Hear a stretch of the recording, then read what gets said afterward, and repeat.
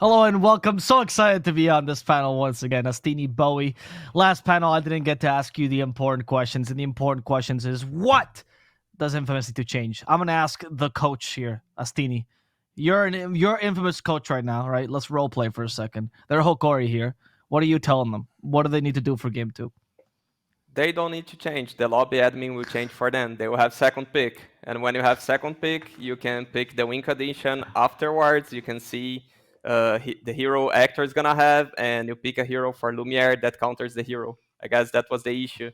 Because Alon did amazing on opening space for him, but he wasn't able to carry because the matchup wasn't good at all for him. So they should be excited to have a second pick now and get this, let's say, draft advantage. At least I think so on the matchups.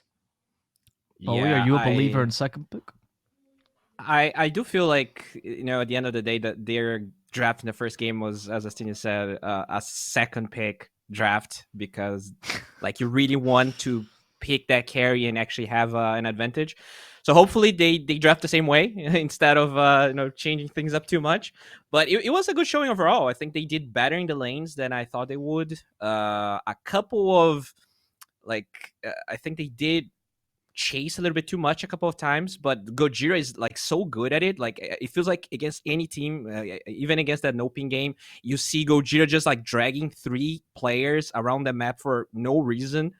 So ideally, if they focus a little bit more on their objectives, don't get too distracted with the craziness that beastcoast throws at them. We could go to game 3 maybe. I think Gojira gets some sick sort of pleasure out of doing that every single game.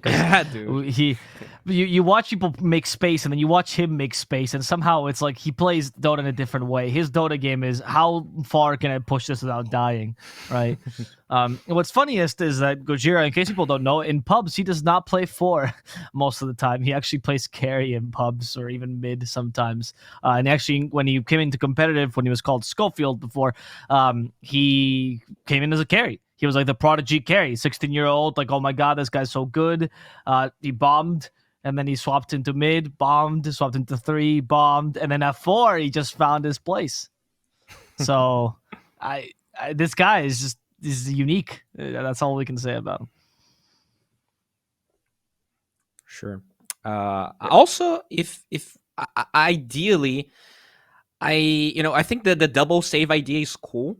We definitely saw it working really well against the Kunkka, but I felt like they were lacking a little bit of disable. If in a lot of team fights, I felt like if they just had a proper stun, not only the top lane could be even better, because I feel like charge into another stun is usually much better than Astro.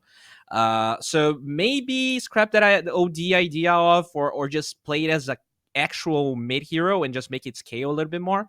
I do feel like it's okay. It's popular to run the OD off lane. It's not bad, but I just don't like it with the Spirit Breaker and the SD at the same time. I feel like those 3 ideas kind of don't work together.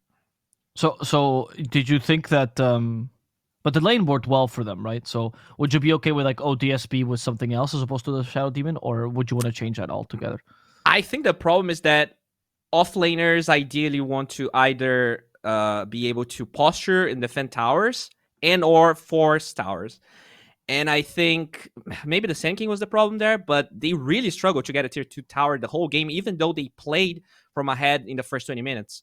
So I really felt like their siege lacked, not only they didn't have a lot of stuns, but the problem of SD is he does a lot of things, none of them really, really well. And so if you don't have a hero that really pushes well or defends towers well, it feels like you have a lot of everything, but you don't really focus on a single strategy. Yeah, I don't know how to add on Bowie's thoughts, I think it's okay that you go with 2 covers, but you need to be covering something, and that something needs to be a hero that hits Roche really fast and that hits tower, and that was not the case for the Gyro. If they had TA, maybe Duza, because you're covering a hero that's just farming, but you're not hitting towers, not hitting Roche. So what's the point in covering that hero? So maybe a carry that plays a bit faster, that's what they needed, because they were doing first pick Radiant. That's what Bowie mentioned when we went for the game. He said, okay, it doesn't look like a Radiant draft. So they needed more a Radiant draft on that game. And I hope they don't fall in that trap that they think they need to change everything, because pick and side is going to change. So very likely they're going to be second pick, Dire, and then they might be able to pull that off. So it's about what Avo had on the interview with Pandabu, where you guys talk about mental, and like it's a thing that you should stay confident. You shouldn't change your play style because you lost game one. You should know, okay, the draft wasn't really made for the side of the map we were playing. So my question to that would be though, do you think that was like a one moment mistake from Infamous, as in like they had an issue that they messed up and they didn't really consider the first pick as much, or do you think it's more that the nature of the team is better suited to second pick? Like this is a team that will struggle on the first pick draft. I really Feels feel like they're second pick. Wait, sorry. Let me ask Astini first, because and then you could ask Chloe afterwards. Sorry. Okay, I think it's they are good at second pick. Bowie, what are your thoughts? I think they got what a save. I think they got baited by the Kunkka. I think they really wanted to have answers for the Kunkka, and so like DOD and SD, they are obviously they first picked the SD, so maybe that's something that they wanted regardless. But the OD follow-up to that might have been a problem. So then you pick that OD, and then they went Ember, I think, or it was Ember OD. And I think those two heroes, maybe they intended to have some sort of carry mid-flex to off-lane mid-flex, but I don't think those flexes were really good for first pick. I think it's more of just like drafting is really hard, and sometimes I'm flexing, so it's fine. But at the end of the day, it didn't work as well as they thought it would. I think they kind of drafted themselves into a corner. It's funny you say that, because the two captains in these teams, both Axel and Stinger, are well known for flexing themselves into a corner, as you mentioned, where they like draft 3-4 flex heroes, or to them it's flex, and then halfway through the draft you go, oh my god, oh no, they all flex into different positions. This does not work out though. Our Ursa is 4 now. Oh no, what do we do? And this happens so much to Beast Coast, and this also happens to Infamous as well. So maybe it's a good example. I mean, look, in the draft when you were telling me that Ember 4 is a good idea, right? And I'm like, Bo, you're totally right. That's how you know maybe the draft is not going the ideal way, right? I mean, even when they last picked the Gyro, like, this could be Gyro 5. Right. So, like, even at the end of the draft, we're not entirely sure what that draft was supposed to be. And even still, I think it worked out much better than I gave them credit for. Yeah, and you can flex pick, but if there's a hero that counters all those heroes, then your draft didn't work so well. And that's usually heroes with units. So you might have a cheese, Lycan pick, Meeple pick, or PL pick, and that's what was the PL, because the Ember wasn't enough. So you should take care if you have so many flex picks that there isn't one hero that counters them all, because then you made their life easier. Yeah, or like maybe summarizing what Astini said, like at the end of the day, whoever has less pick and can pick that hero that counters it all has I think flexes have much more value as a second pick, just because you have the less word in what's gonna happen, Whereas if you have first pick, sure you can flex a lot, but as long as there's a hero that still solves everything for the other team, it doesn't really matter that you're gonna play Gyro 5 and carry Shadow Demon, But here we go. They go for the Snapfire. I think it was banned first phase in the last game.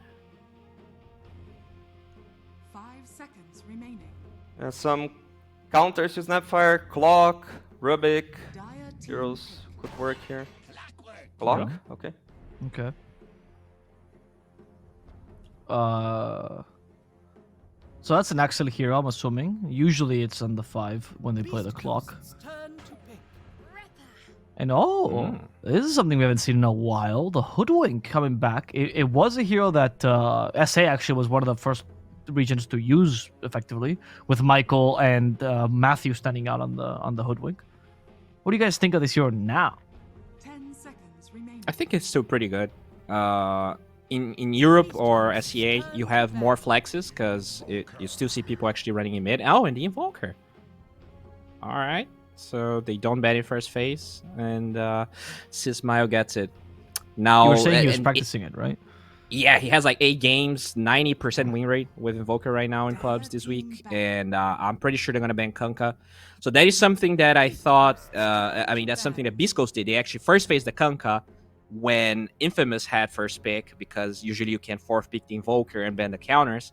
Infamous didn't do that, so they give the Invoker away, and I already feel like that is a huge problem for them, because I mean, it's Chris Luck, you know. He's really good with Invoker, and all of the answers are gonna be banned. I'm very curious to see if Alon can pull the Nature's Prophet again. He won against 4DR's Invoker on the last DPC, and at least in Brazil, he got very famous because it's really hard to see 4DR losing lanes. And it's a good matchup, but we don't see that hero being played on mid lane anymore, so I'll be interested to see that hero. That's true. I think NP definitely got a little bit of nerfs compared to that era, but it's still, it can still be a super good core. It was like the old Brood era. Right? Anything with units, Invoker struggles with in lane. The problem is Brood is also garbage and not very good in mid lane right now. I mean, they did buff the selection of the spiderlings, right? So that's true. I mean, So I at don't least know if there's that. they buffed that or they just were like, please, no more tweets about this. No, please, let's not get into hot water this early in the DPC. Exactly. I wonder. So Infamous this time, second pick draft. How do you utilize this? Is this a carry last pick here to just enable Lumiere as much as possible? Is that the plan? Yeah, you already see the Invoker on the side of Beastcoast, so you don't you mid- have to last pick your mid. They're probably gonna second phase it. Yeah, they just need to take care with the bans because they're making a really good Wraith King game for Hector. I don't know, with the Beast ban. I'm just thinking further, sorry, with Alacrity and so on. Because Void is not a good ban. I remove what I said. I take back my analysis. Can I do that? Yes, Can you guys You're allow allowed. me? You have one take back per panel. Don't worry. Okay, thanks guys. It's a terrible raking game. What is that Queen of Pain pick though? How is that matchup against Invoker, Bowie? It's pretty good. I mean, usually after they nerf the cold snap stun duration, you can blink out of the cold snap, tornado cold snap PMP combo up to like Invoker being level 20 or something. So in that aspect, you're good.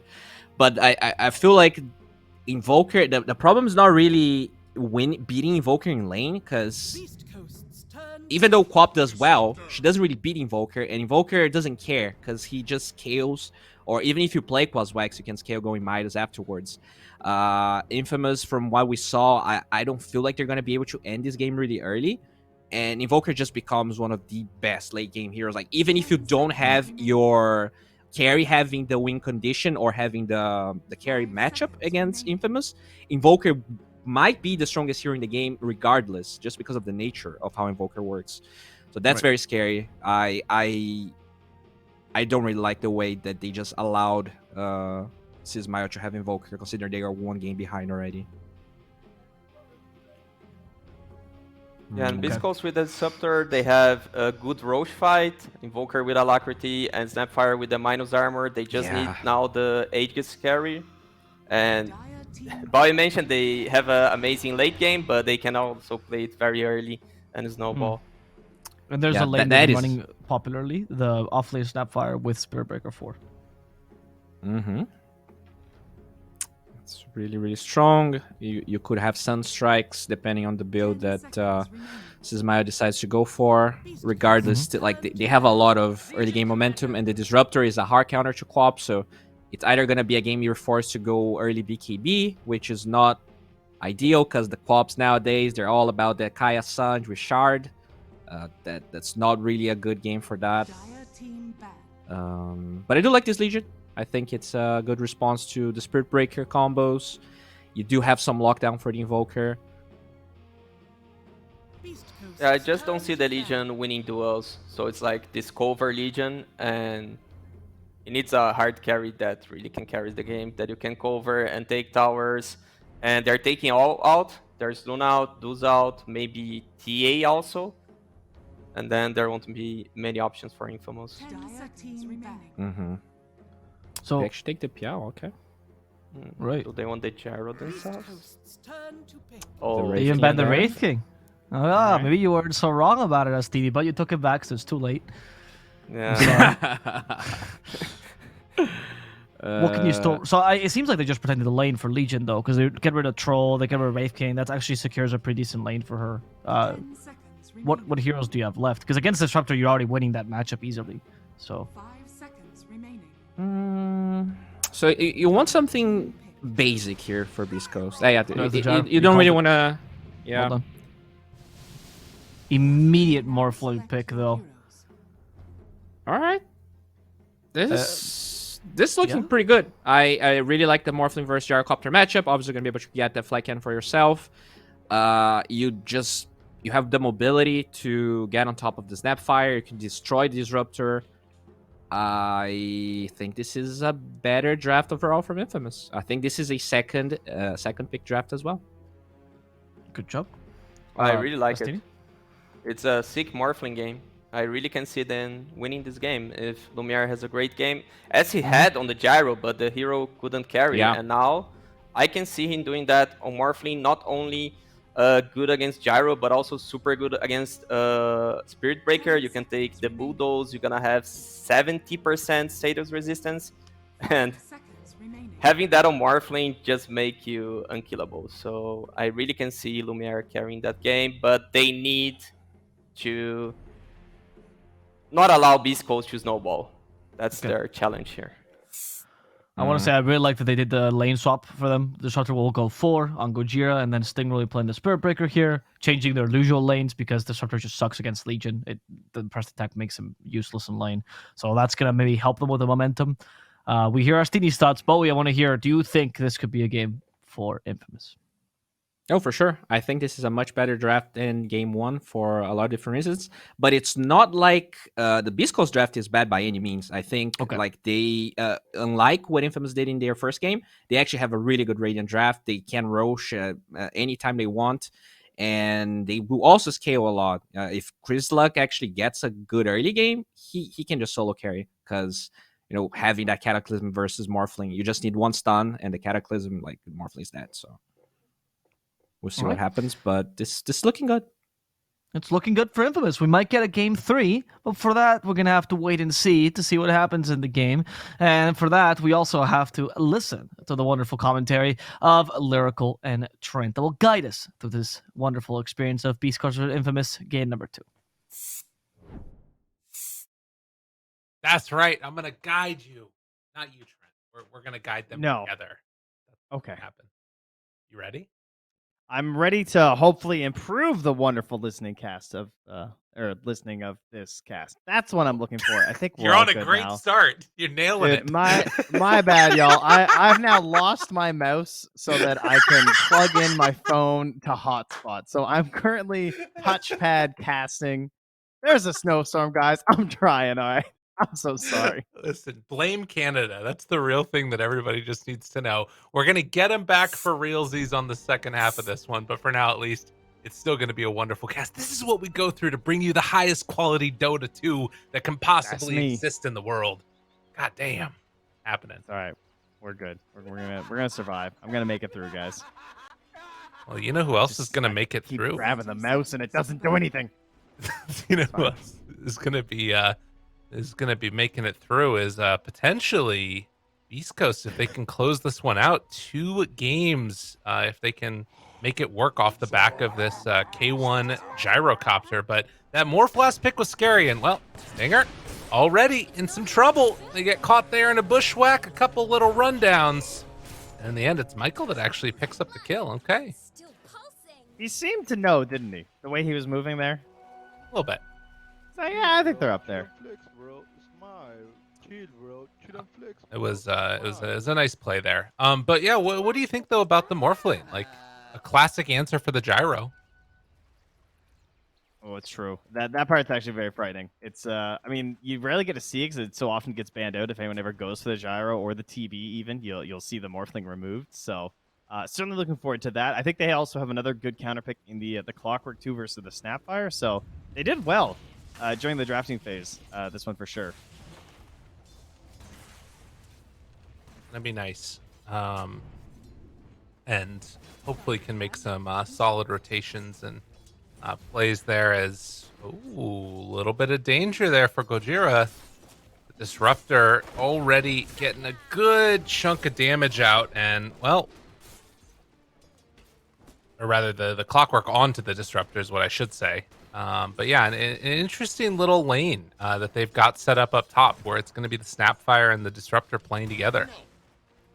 Yeah, which at least to me makes that. I mean, the clock feels a little bit better in some ways since it's like a core snap and just countering the support. But on the other hand, you could say like, well, now you're more likely to get that that counter tool like the force staff or something. Right. Totally. Yeah, or potentially later on down the line, it'd be really hyped to see. That I would love. If you could eat enemies with the Agnums and then just spit them away from you, that would be hype. That too, but I was thinking an Agonist. That should be a 25 talent. Nice. Ooh, Cookie. Oh, Luminaire goes down. Oh my god, all the damage in the world, and Affliction wasn't able to save his carry. Going on the Disruptor instead. That was just a no respect moment there. I feel like for the level 2 bursts of the snap. Yeah. Meanwhile, bottom Sacred taking a ton of damage, and going to have to back out of there afterwards. Very interesting the way these lanes are set up right now.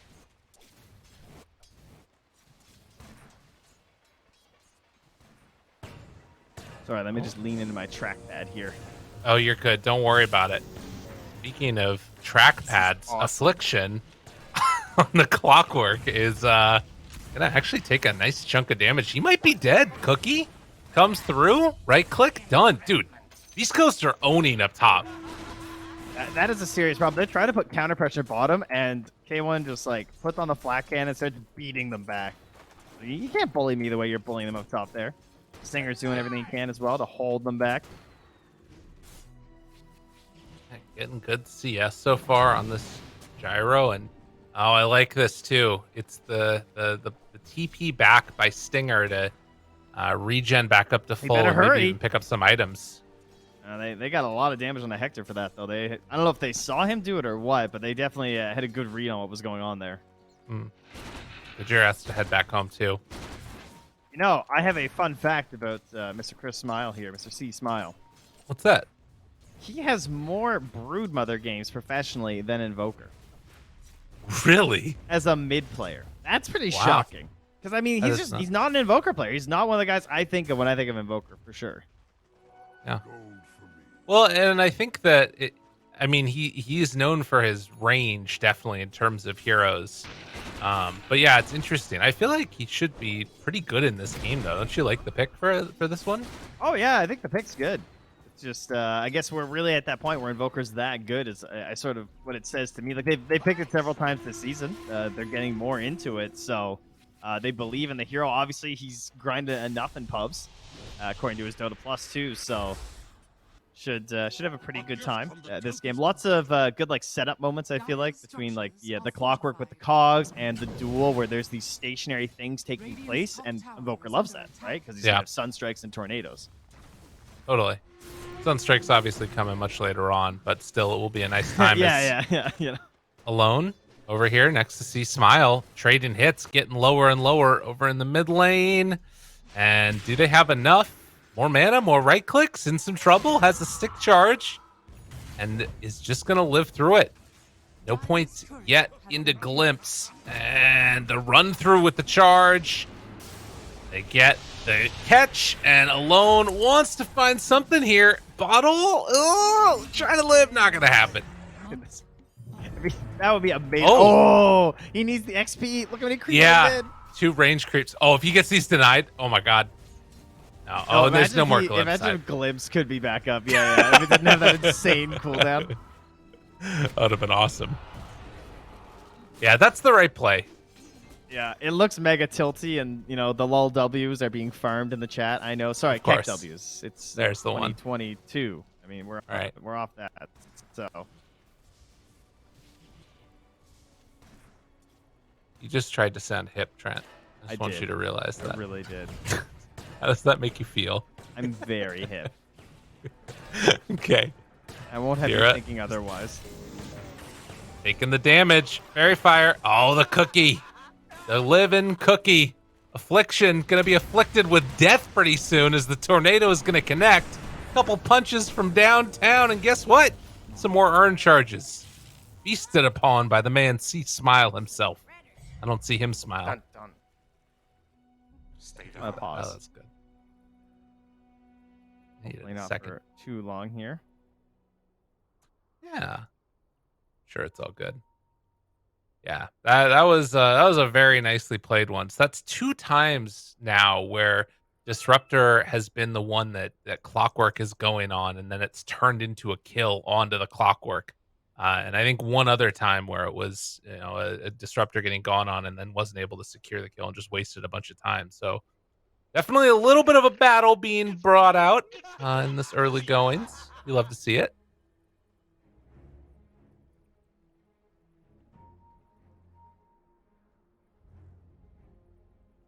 But in spite of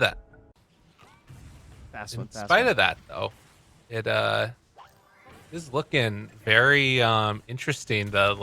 Still the CS relatively high into the favor of Infamous, and net worth wise, taking a look across the board there, it's still relatively even-ish. I mean, it's sort of in different places for each of these teams. Charge. Michael getting punched. Ooh, the flak.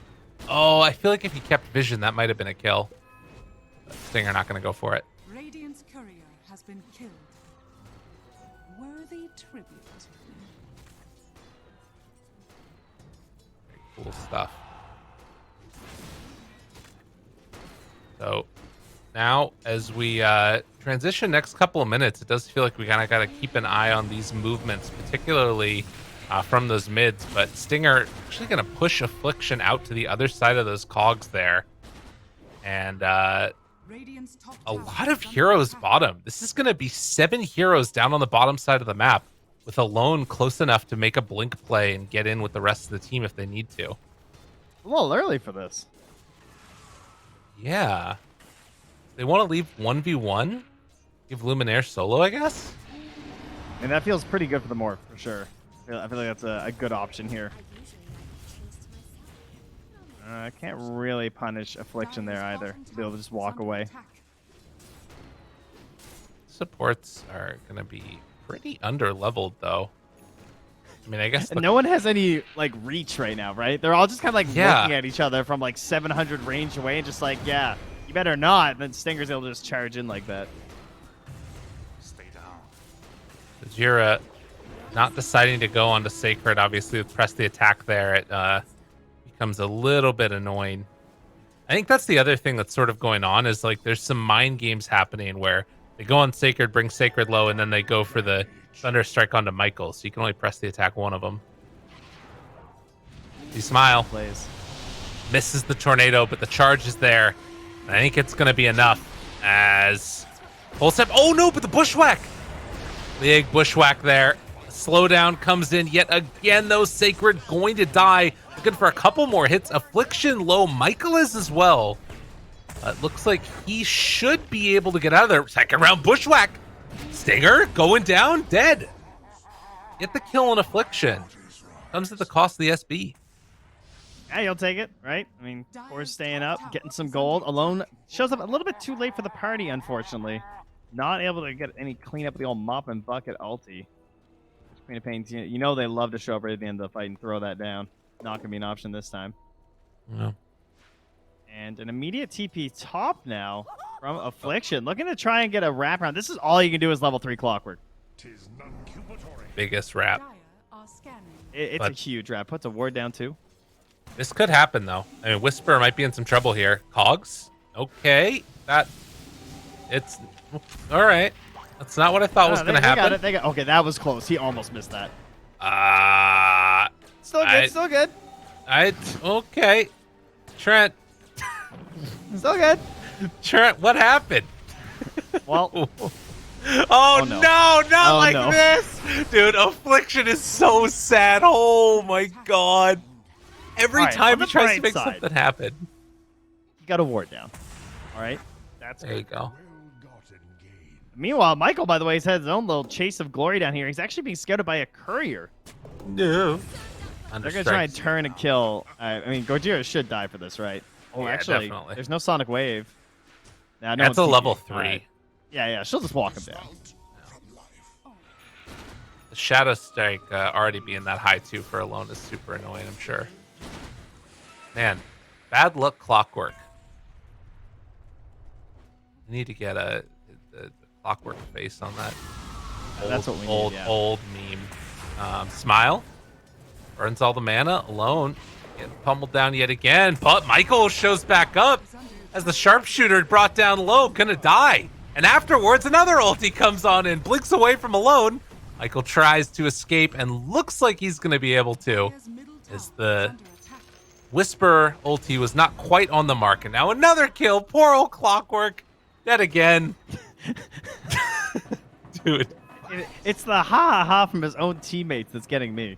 Every Yeah. time. No, I've muted them all long ago. I feel bad about that, but not really. No, you really shouldn't. It's value. Jeez. Just absolute mayhem going on here. There. Gonna get caught. No waveform. But obviously, as that attribute shift, if anything starts to go at all awry. God, 11 minutes and a level 5 Clockwork. That one really hurts.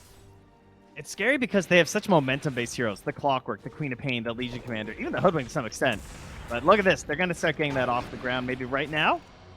The breakthrough. Dire's middle tower Slow charge is always good to see. Yeah. Very much needed, though, because they need to get this momentum going. Because what's going to happen is that once there's some levels on Invoker, Snapfire as a core is hungry for kills. Like, I feel like you just want to be like moving around the map, get a BKB, fight everybody. Already has the blink, so like blink, shard, BKB. That's gonna be the way that she's going this game. So you want to be like moving ahead of that timing for Beast Coast, because once that's online, with Spearbreaker charging in to set it all up and glimpses back and everything, I feel like they can just like roll you over on the side of Infamous. Yeah. No, it's true. Affliction tries to go on Disruptor. I feel like I've seen this story before, Trent, as he is going to die again. Jira just right there, ready. Whisper helping out. Malady this morning on the old Train Protector. 14 deaths. We're back to that.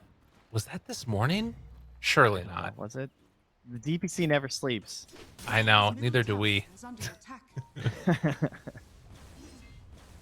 Oh, but down to 7. Trying to go in for round 2 of this one. Stinger able to get a little bit of separation as the charge comes through. But still Infamous in the area and going to be able to go for the blow up, but not coming out in time. They do manage to eventually go, but the stack storm's down. And they're pulled back in afterwards. Still lots of disable here. Jump in with the cookie, finds the angle, gets the finish. East Coast, they lose the Spirit Breaker, but they take down 2. Someone needs to get this Queen of Pain a watch, because Alone is always late. Like, yeah. Hello, I'm here. I have ulti. Oh, you're dead. Oh no. Well, and Very like, unfortunate. I feel like if we're talking like net worth to sort of value ratio amongst the cores, C Smile is doing so much. Like, these Tornado EMPs have been so good at turning the fights. All right, well, this is what they need. They have to run to the Queen of Pain and smoke up with her. Tries to go. Sharpshooter there. Sonic Wave, but the Tornado's out, trying to live, and will eventually be brought down for the kill. The lift up, they have duel ready. Whispers nearby. Gonna blink away instead, though. Now the charge. Everybody else trying to retreat. Dude, this is the funniest thing ever. Someone, please. Did you see Sacred trying to duel there, and everyone just kept killing the people? Like, he was literally in that little, like, tiny animation before getting it twice, and they just die. He's just like, seriously? Really? This is why he needs the level 10. Okay? Actually, though, that talent is unreal. So good. It constantly comes into play. Like, every see a Pro Legion game, that talent makes a big difference. Yeah. Oh, God, it's frustrating. Yeah, he almost got it. The glimpse definitely saved part of that as well. Saw from that replay real quickly. But 13 to 10. Again, down bottom, though. They got the duel. Fortunately, it's not enough damage. Oh no, that's a blade mail. You have ultied the blade mail. Oh, the Tumbler's toy! The Tumbler's toy! Where's he at, Sacred? Where's he at? Why don't you go dance about it? Oh, and now the glimpse back. Oh my god, is he gonna die? Oh, say it ain't so. Whisper's coming for you. The cookie is out. Oh, Sacred, that hurts. Oh, it hurts. Wait, is he gonna kill him instead? Maybe? What? Sunstrike? Oh no! The ulti. Whisper's like, I've had enough of this. All right. Meanwhile, Gyro died in the triangle. So, massive space for a big win. And you look who got the kill. The 4x streak goes to Affliction. Wow. Boom. Amazing. He's Absolutely amazing. It's a redemption arc right there being built. Yeah. This is wild. What a crazy game. 25 kills, That's a 15 good one. minutes. It's very enjoyable. I will say that the BKB on Snapfire feels like it is going to be pretty wild, though. I feel like she is going to be rather hard to deal with.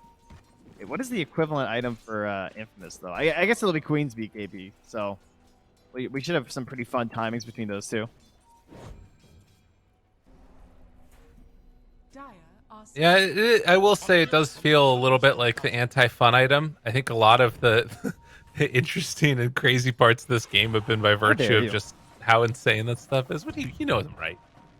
Oh, BKB's yeah, well, yeah. All right, fine. I can't. I tried. You're Sacred's right, coming. Isn't. Coming. Oh my god! Are you serious? Radiant's bottom tower. He's like cogging, like, nah. Where'd he go? Radiant's bottom tower. Dude, between the Tumbler's toy down bottom there, then the hook shot on the wave-forming ally. Yeah, the dual shenanigans. Yeah, that was another glimpse to break it. It's just insanity. The cursed lane. They just need to stop going there. And, well, they don't have to go there again because they took the tower, so it's fine. Stinger tried to run back down again. Hit a little charge, passed by onto Affliction. But you can see Infamous. They've had enough of the shenanigans. No more shenanigans. It's time for Tier 1 tower. Mid.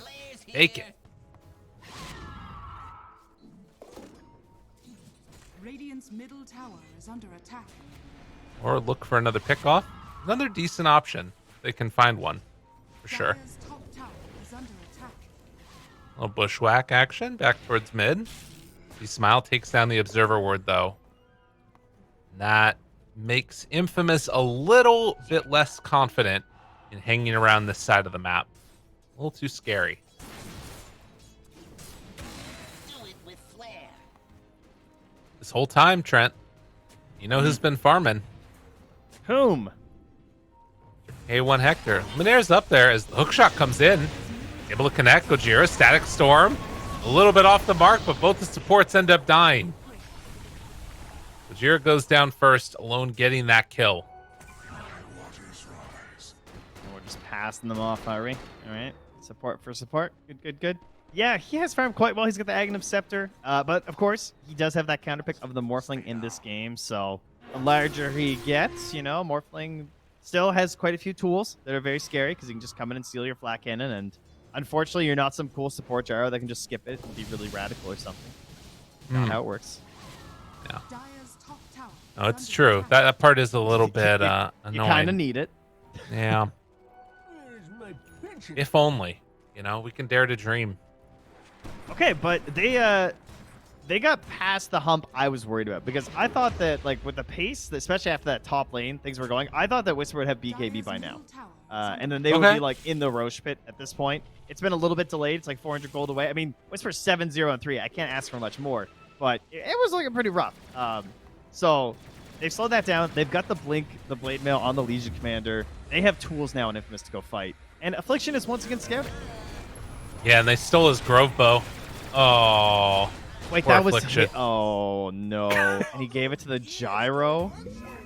Yep, that happened. Wow. Gojira goes down the other side, but that one really hurts because they didn't have a Grove Bow of their own. Duel though, mid lane, finding Whisper. Is it going to be enough though? Stinger charged through, connects, trying to buy a little bit of extra time, but it's not going to be enough. Alone shows up to play cleanup, and this one by one, a triple kill for Alone, who's godlike.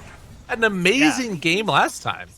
And Lumiere didn't even need the morph for the charge steal. It's like it could have used that there to like maybe guarantee that kill, but now you can keep that for the actual tower in case they actually try to contest you. So easy take. I would love to see them focus Roche because I think that's the tool for beastcoast where they can fight around that pit like crazy. So if you can get some good fights outside of the pit, like any sort of a dual pick off on one of these cores, just run to the Roche pit is infamous and take care of that because you will not win a 5v5 for the Roche pit.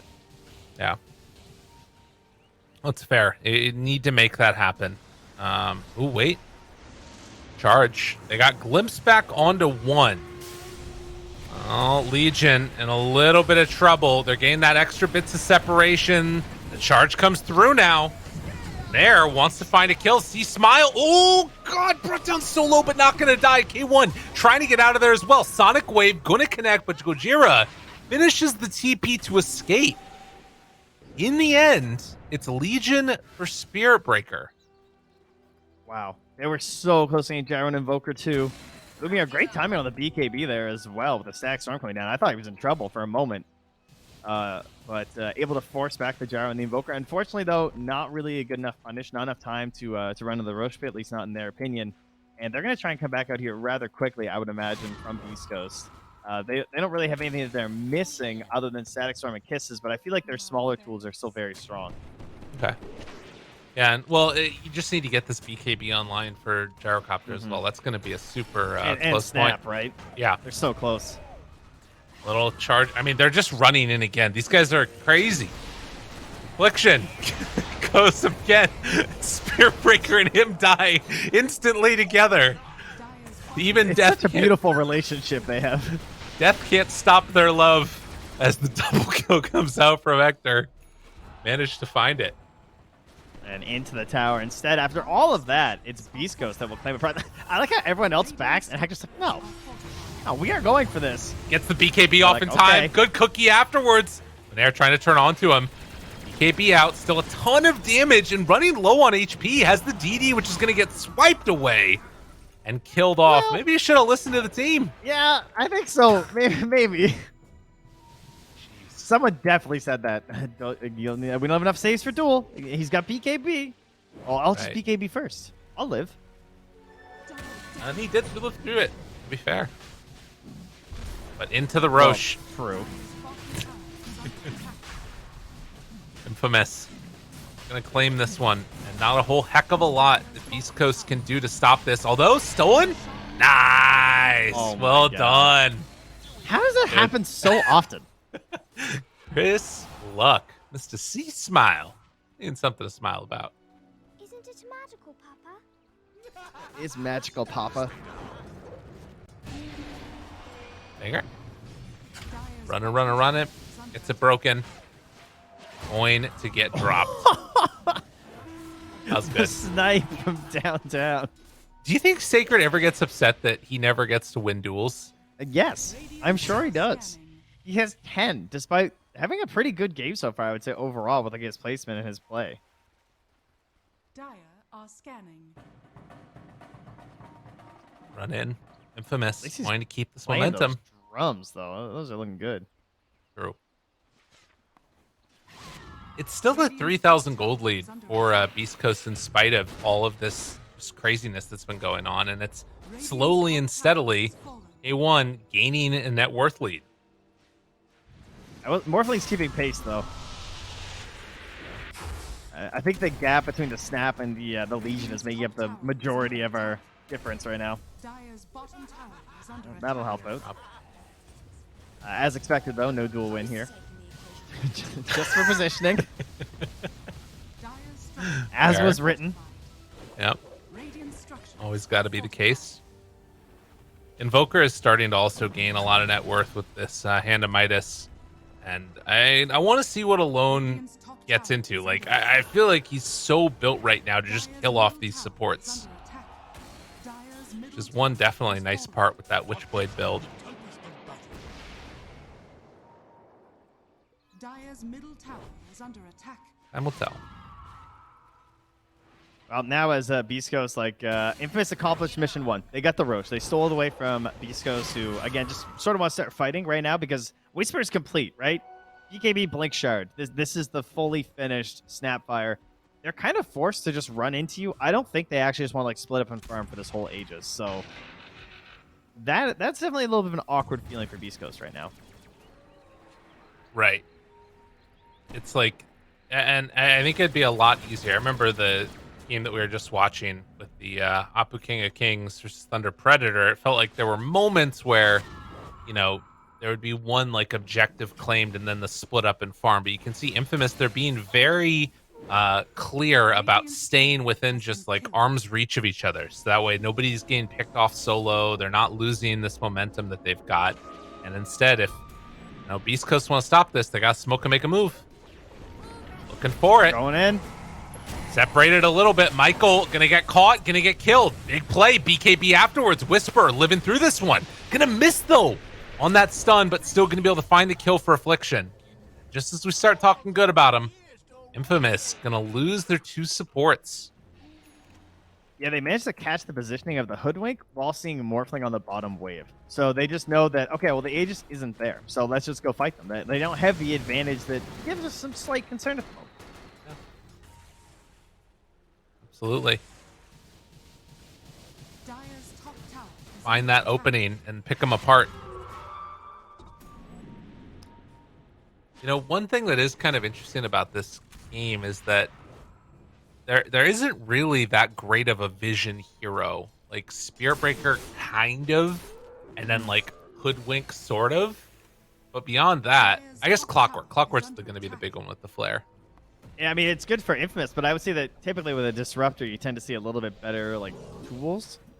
Because right now, you don't really have a whole lot to work off of other than your own boards, really, for Gojira's. What the hell are you doing, Stinger?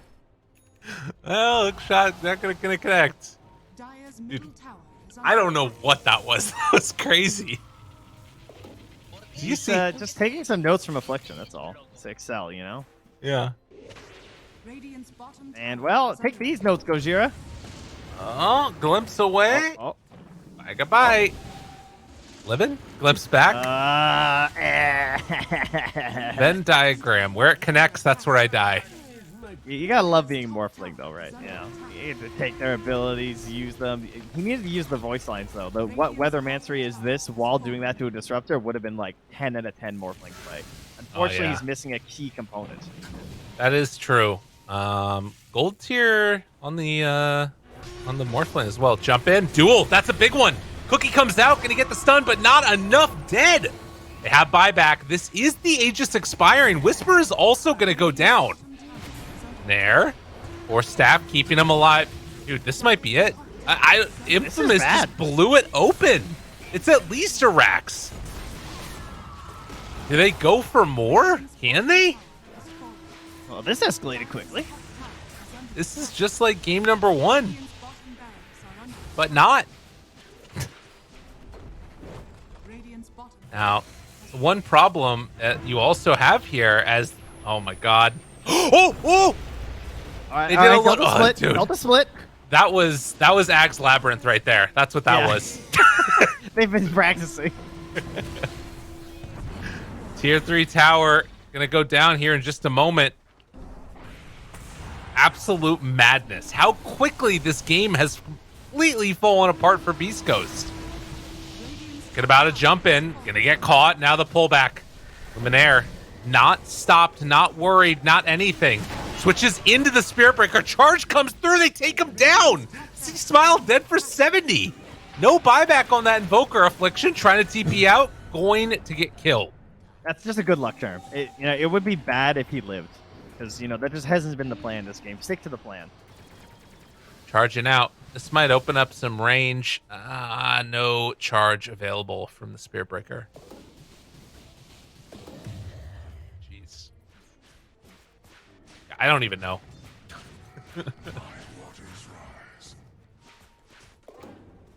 That all escalated so quickly.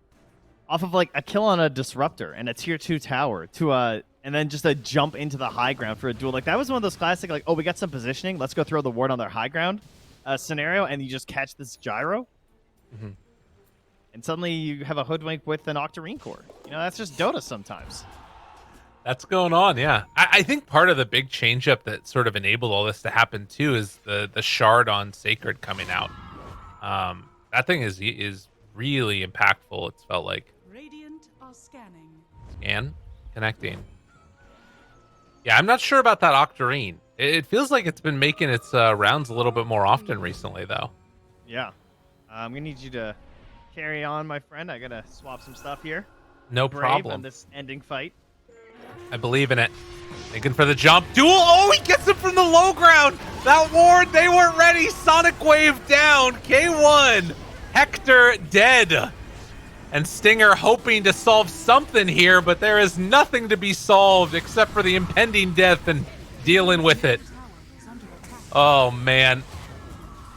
Triple kill for Alone, and Infamous set their sights on the tier 4 towers. GG is called. My goodness. Trent, he just had to look away, you know, in the pivotal and most terrifying of moments. Okay, I got the one. I was just thinking. Fair enough. Somebody canceled the GG accidentally, so yeah, we're going back in. They're gonna kill the tower. Really ancient. Well done. All right, well, I've officially ran out of mobile data, so I was really counting on them winning game 2.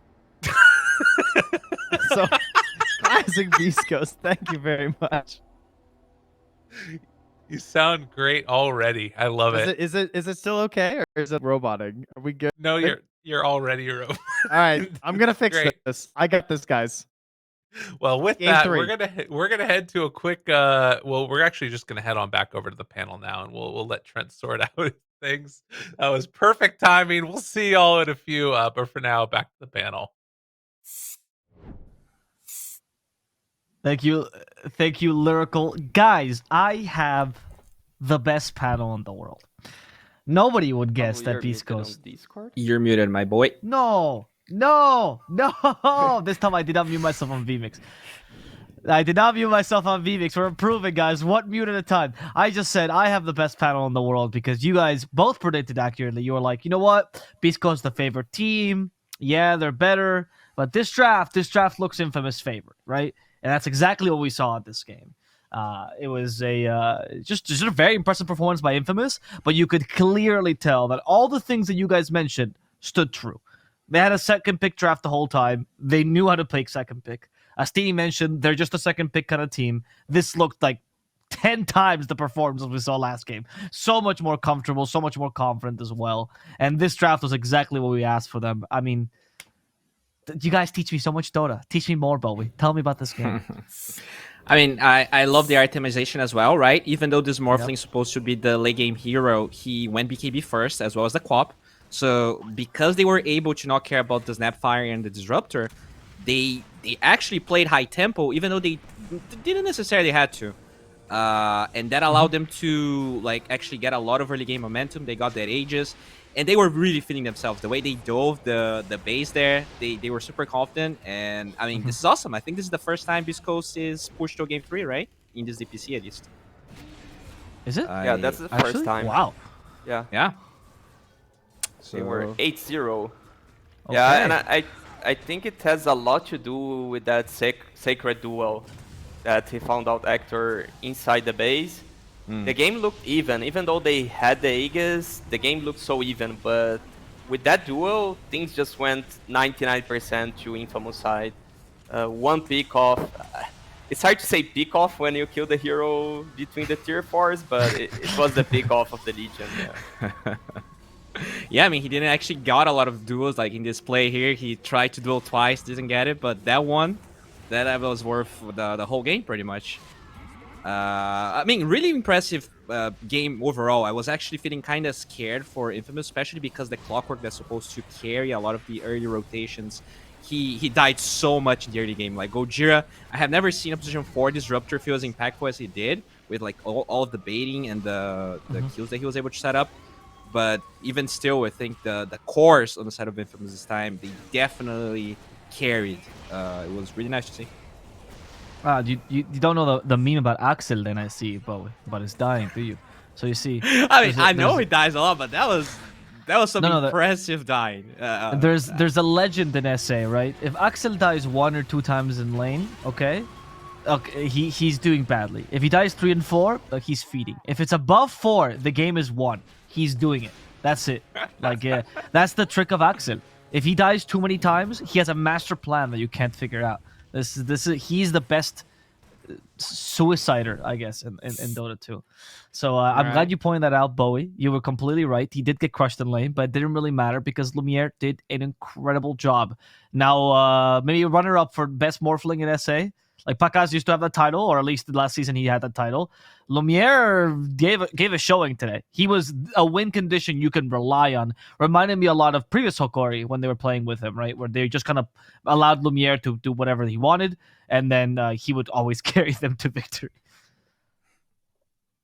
Yeah, the big question here is, do they rely on a coin flip for game 3? Or did they find themselves a way to play first pick? Because it really seemed like they rely on that second pick, and I would like to see them finding a way through that first pick to show that Lumiere potential also on a not winning carry matchup.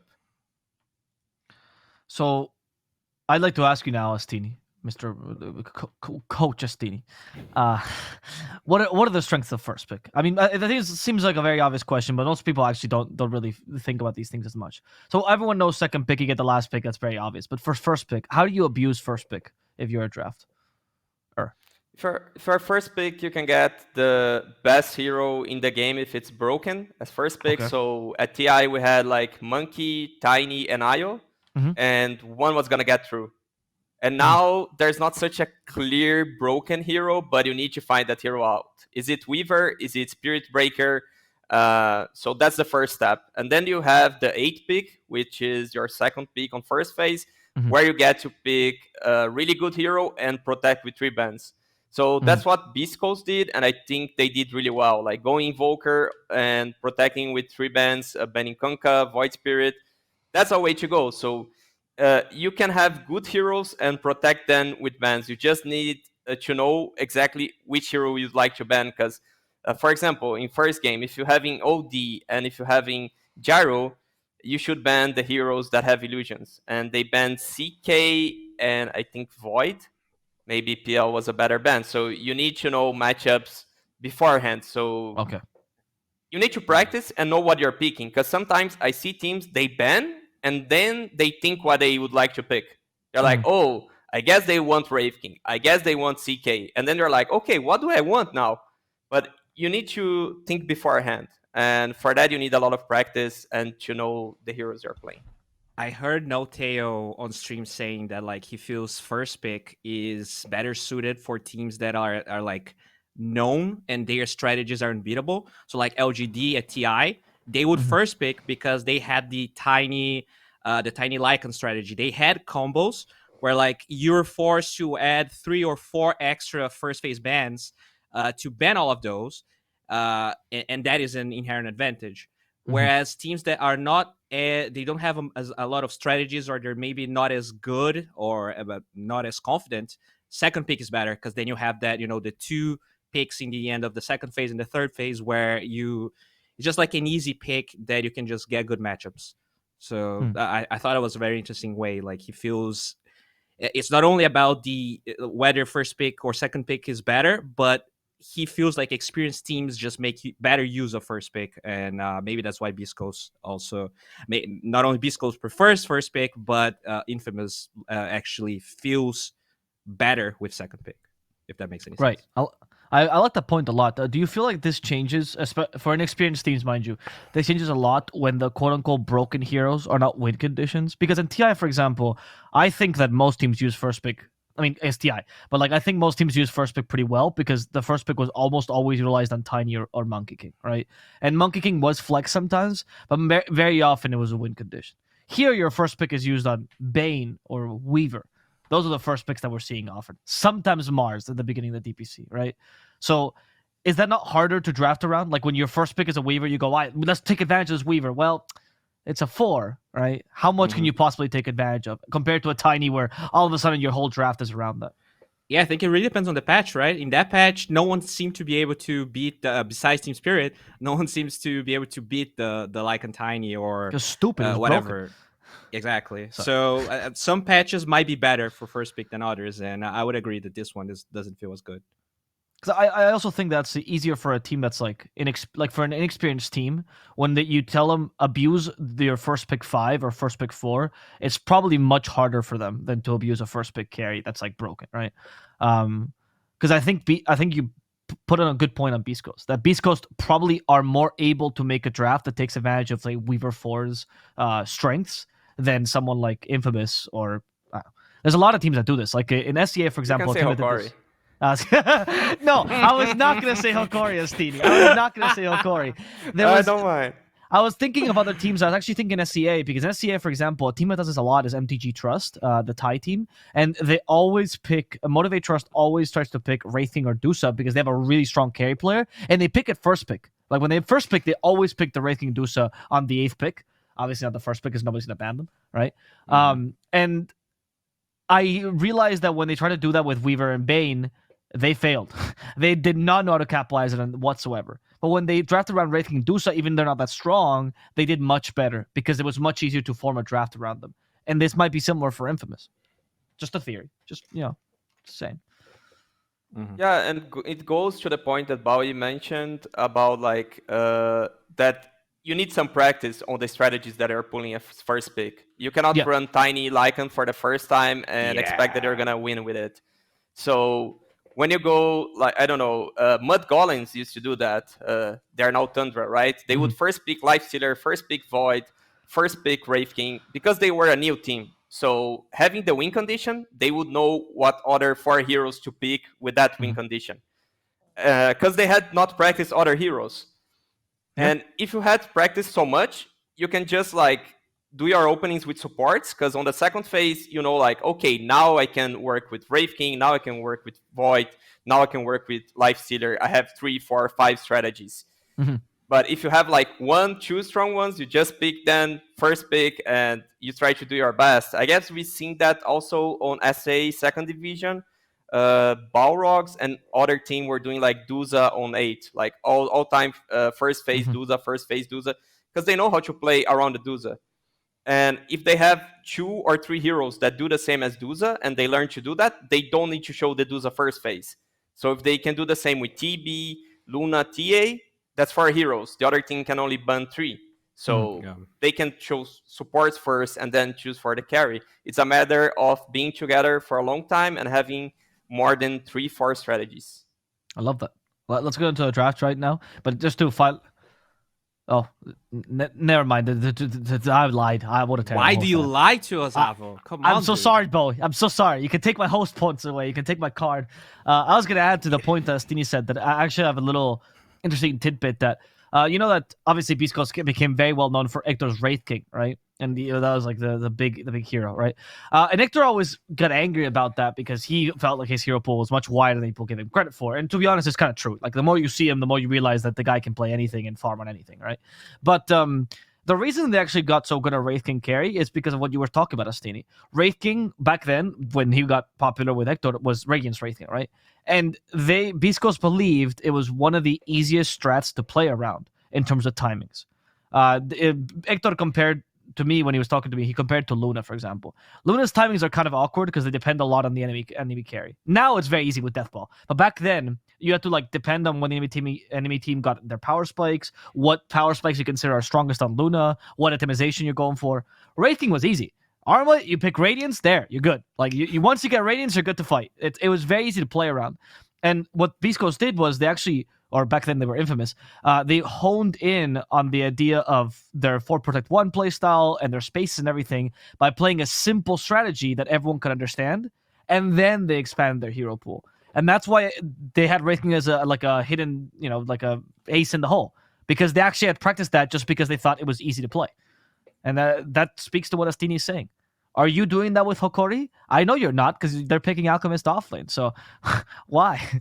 That's my question, Astini. Because when I joined the team, they already had some strats. and Okay. I started pulling my strats against Infamous. So let's see the future. I'm excited. I've always said that Holcorio has the team with the most potential because of the strats I saw from them. I was always very impressed with them as a team because of that. Like they had so much courage to think of their own wacky things and go against the meta. That's why I like the team. But Alk 3 seems good. I think we're still gonna pull on the DPC and win a match to prove a point. Don't say that, Astini. Don't tell You people. can Say wait. it's bad. You can wait for it. Wait for it. They're gonna ban your Alk, Astini. You're gonna eat your words. They're gonna ban Vitali's Alk, and then he'll be out of heroes. Yeah, I seen you guys talk bad about the Alk 3, the Abba mid, and the Broodmother. We're gonna win one match with a single one of them, and then prove a point, you know? If you win with Abba mid, Astini, Bowie will eat a shoe live on air. I have never said that. All right. Well, it's but maybe it's now... I would eat. Maybe I would eat a big 500 grams of cheese. I would do that. That's not very much cheese. Okay, that's I mean, that 500 grams. I'm actually lactose intolerant. Like you would not want to be. It's interesting now. Yeah, it's interesting. What kind it's of cheese? It's a motivation for my team to practice that strategy. It has to be a worse cheese, Bowie. What cheese do you like? Cheddar? I guess I hate blue cheese. I don't like blue cheese that much. It's probably I actually really I like stinky cheese, but blue I just don't like the way it looks. I don't know. Really? Wow. I would never expect that from you. You seem like a blue cheese kind of guy. Yeah. I mean, I like stinky cheese, but blue cheese, it just doesn't look right to me. It's, has all of that blue stuff and the veins. I don't know, man. It's not my thing. But we have a draft, so I don't have to talk about cheese.